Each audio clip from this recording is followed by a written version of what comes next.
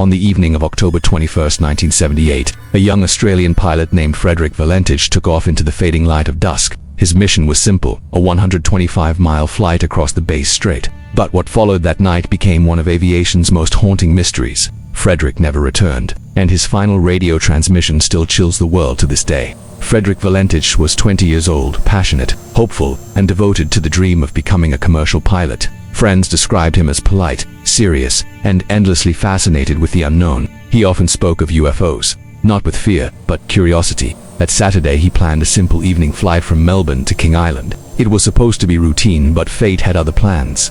At 6:19 p.m., Valentich's Cessna 182L lifted into the dusk. The sea below glimmered faintly in the fading sun. For the first half hour, all was calm. Then, at 7:06 p.m., Valentich radioed air traffic control. His voice was steady, but uncertain. "Melbourne, this is Delta Sierra Juliet. Is there any known traffic below 5,000? The controller replied, "Negative." Valentich paused, then said, "There's a large aircraft below 5,000, and it's just passed over me." Over the next few minutes, Valentich described the unknown craft, long, metallic, with green lights. "It seems to be playing some sort of game," he said. "It's flying over me 2-3 times, and it's not an aircraft."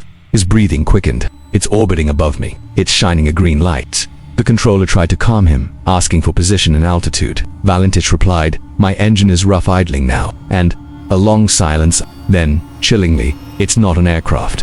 Moments later, a metallic scraping sound filled the radio. Then nothing. Search and rescue operations began immediately. For 4 days, aircraft and ships combed the Bass Strait. Not a single piece of wreckage was ever found. No oil slick, no sign of the plane. Only silence over the water.